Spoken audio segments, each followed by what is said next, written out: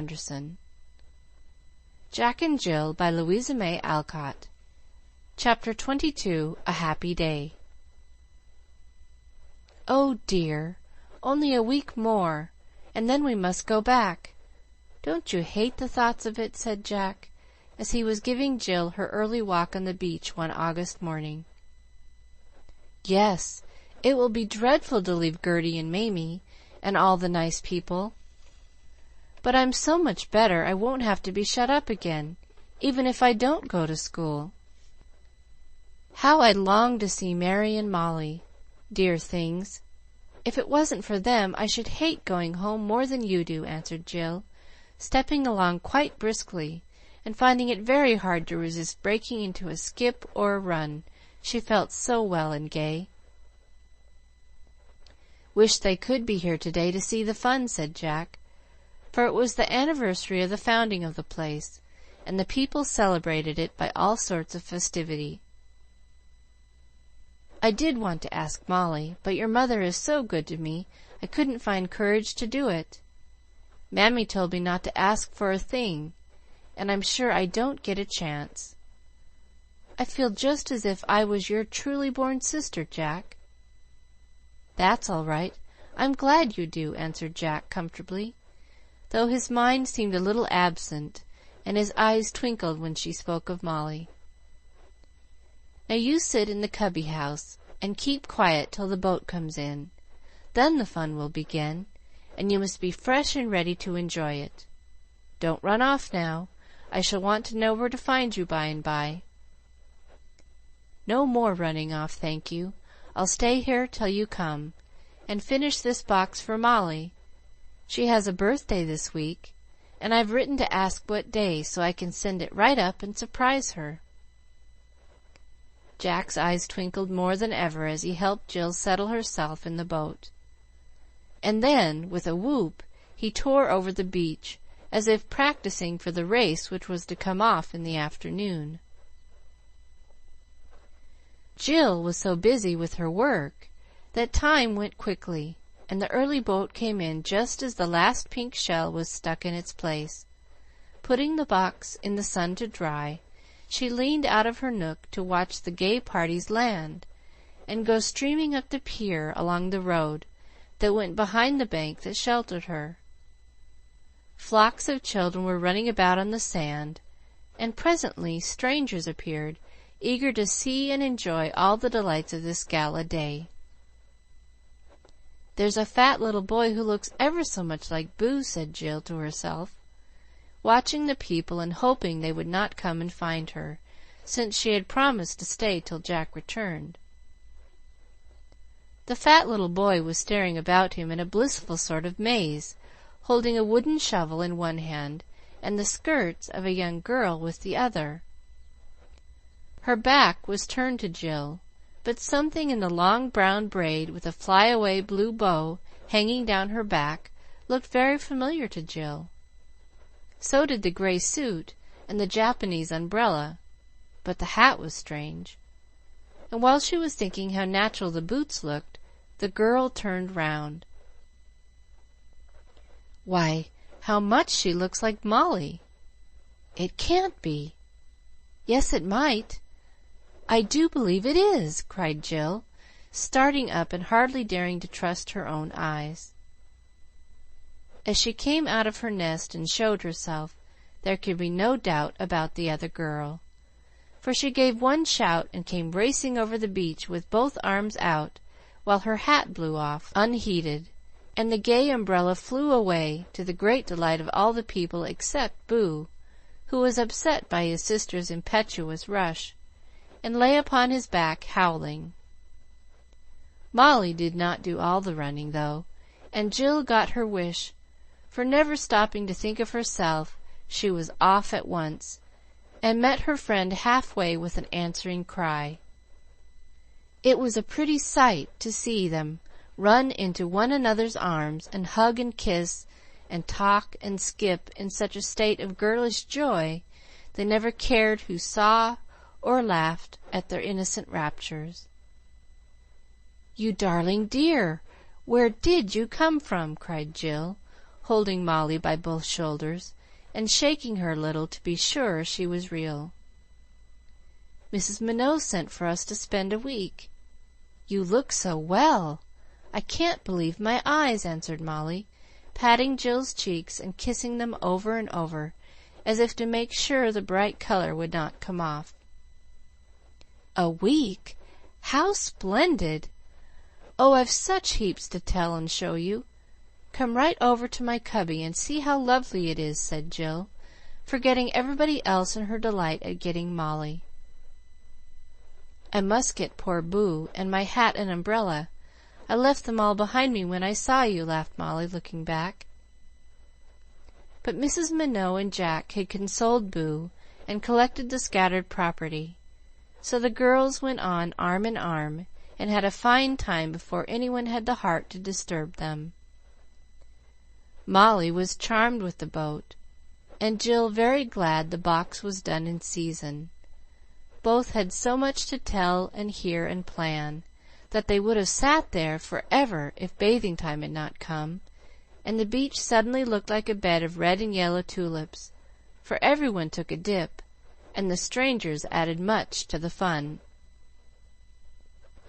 Molly could swim like a duck, and quite covered herself with glory by diving off the pier. Jack undertook to teach Boo, who was a promising pupil, being so plump that he could not sink if he tried. Jill was soon through, and lay on the sand enjoying the antics of the bathers till she was so faint with laughter she was glad to hear the dinner horn and do the honors of the Willows to Molly, whose room was next hers. Boat races came first in the afternoon, and the girls watched them, sitting luxuriously in the nest, with the ladies and children close by. The sailing matches were very pretty to see, but Molly and Jill were more interested in the rowing, for Frank and the bicycle boy pulled one boat, and the friends felt that this one must win. It did, though the race was not very exciting, nor the prize of great worth.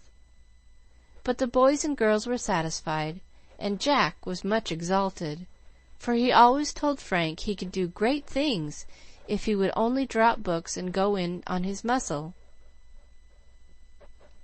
Foot races followed, and burning to distinguish himself also, Jack insisted on trying, though his mother warned him that the weak leg might be harmed, and he had his own doubts about it, as he was all out of practice. However, he took his place with a handkerchief tied round his head, red shirt and stockings, and his sleeves rolled up as if he meant business. Jill and Molly could not sit still during this race, and stood on the bank quite trembling with excitement as the half-dozen runners stood in a line at the starting post waiting for the word, "Go!" Off they went at last over the smooth beach to the pole with the flag at the further end, and every one watched them with mingled interest and merriment, for they were a droll set, and the running not at all scientific with most of them. One young fisherman with big boots over his trousers started off at a great pace, pounding along in the most dogged way, while a little chap in a tight bathing suit with very thin legs skimmed by him, looking so like a sandpiper it was impossible to help laughing at both. Jack's former training stood him in good stead now, for he went to work in professional style, and kept a steady trot till the flagpole had been passed. Then he put on his speed and shot ahead of all the rest, several of whom broke down and gave up. But Cox and Bacon held on gallantly, and soon it was evident that the sturdy legs and the knickerbockers were gaining fast, for Jack gave his ankle an ugly wrench on a round pebble, and the weak knee began to fail.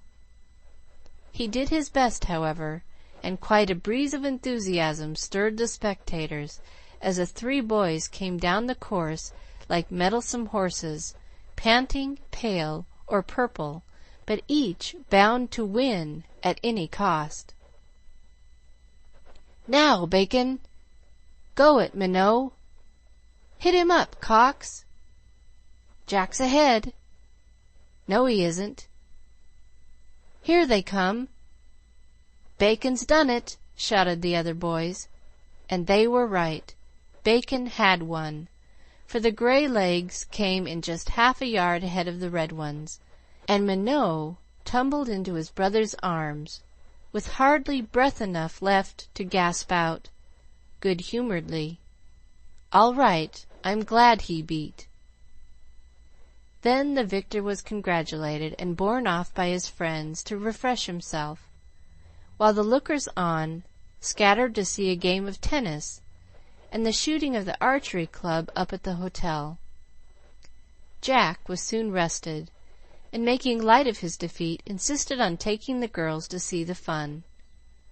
So they drove up in the old omnibus, and enjoyed the pretty sight very much, for the young ladies were in uniform, and the broad green ribbons over the white dresses, the gay quivers, long bows, and big targets made a lively scene. The shooting was good. A handsome damsel got the prize of a dozen arrows, and everyone clapped in the most enthusiastic manner. Molly and Jill did not care about tennis, so they went home to rest and dress for the evening, because to their minds the dancing, the illumination, and the fireworks were the best fun of all. Jill's white bunting with cherry ribbons was very becoming, and the lively feet in the new slippers patted the floor impatiently as the sound of dance music came down to the Willows after tea, and the other girls waltzed on the wide piazza because they could not keep still. "No dancing for me, but Molly must have a good time. You'll see that she does, won't you, boys?" said Jill, who knew that her share of the fun would be lying on a settee and watching the rest enjoy her favorite pastime. Frank and Jack promised, and kept their word handsomely, for there was plenty of room in the great dancing hall at the hotel, and the band in the pavilion played such inspiring music that, as the bicycle boy said, everyone who had a leg couldn't help shaking it. Molly was twirled about to her heart's content, and flew hither and thither like a blue butterfly, for all the lads liked her, and she kept running up to tell Jill the funny things they said and did. As night darkened, from all the houses in the valley, on the cliffs and along the shore, lights shone and sparkled, for everyone decorated with gay lanterns, and several yachts in the bay strung colored lamps about the little vessels, making a pretty picture on the quiet sea.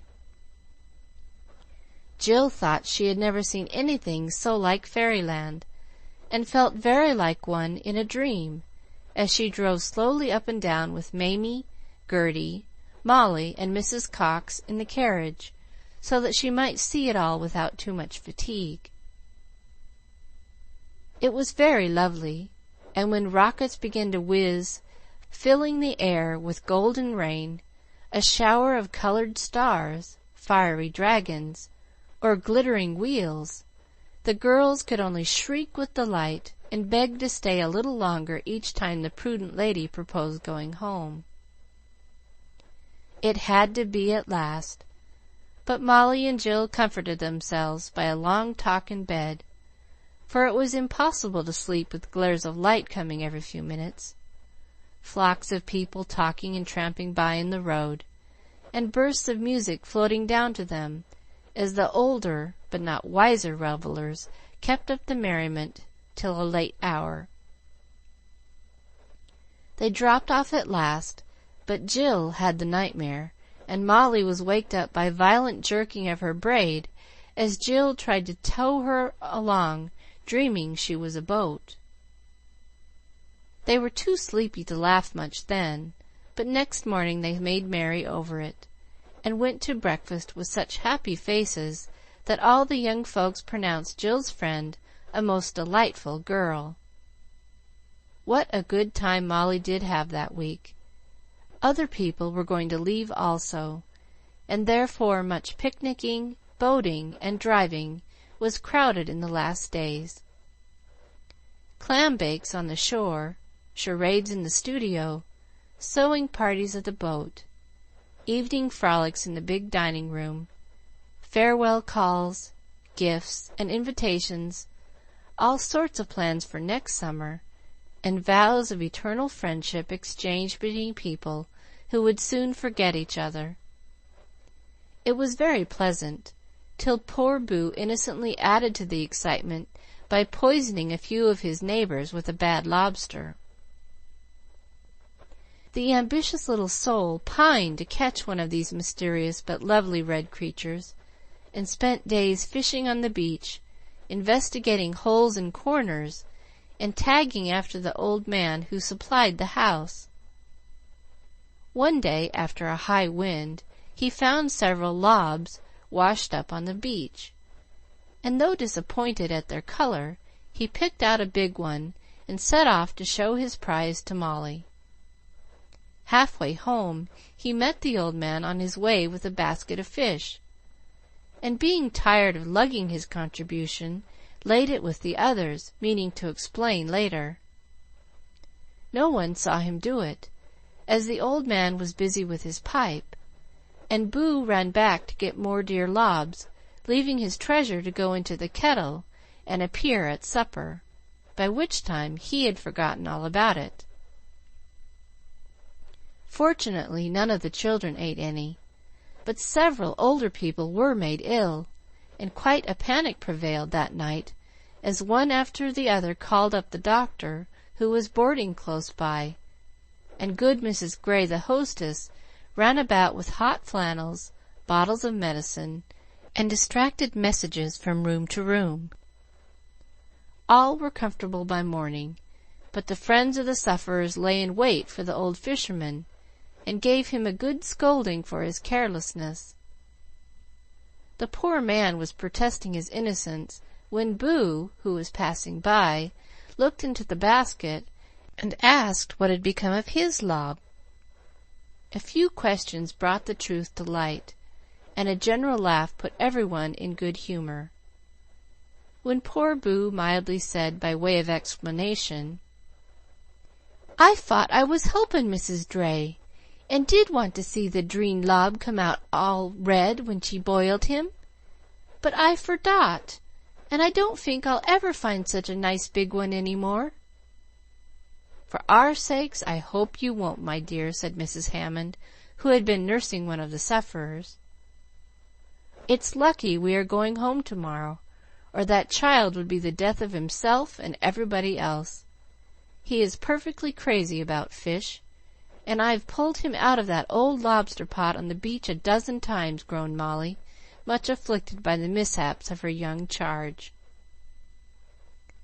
There was a great breaking up next day, and the old omnibus went off to the station, with Bacon hanging on behind, the bicycle boy and his iron whirligig atop, and heads popping out of all the windows for last good-byes.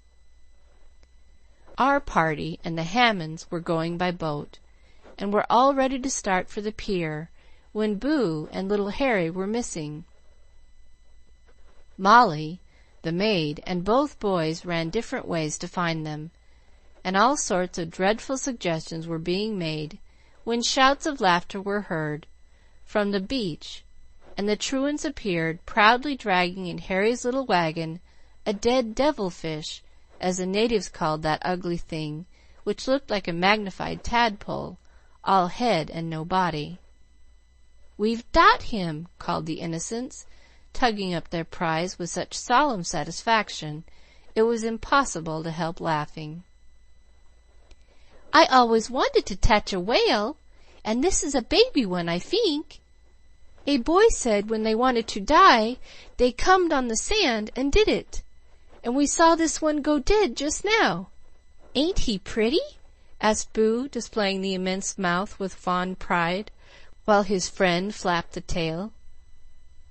"What are you going to do with him?" said Mrs. Hammond, regarding her infant as if she often asked herself the same question about her boy. "Wrap him up in a paper and take him home to play with," answered Harry, with such confidence in his big blue eyes that it was very hard to disappoint his hopes, and tell him the treasure must be left behind. Wails of despair burst from both children as the hard-hearted boys tipped out the little whale and hustled the indignant fishermen on board the boat, which had been whistling for them impatiently. Boo recovered his spirits first, and gulping down a sob that nearly shook his hat off, consoled his companion in affliction, and convulsed his friends by taking from his pocket several little crabs, the remains of a jelly-fish, and such a collection of pebbles that Frank understood why he found the fat boy such a burden when he shouldered him, kicking and howling, in the late run to the boat.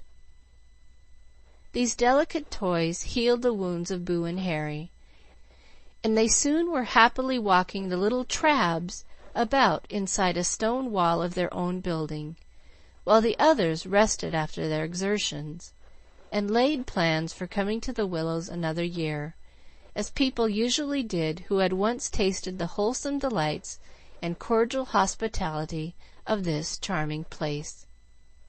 End of chapter 22.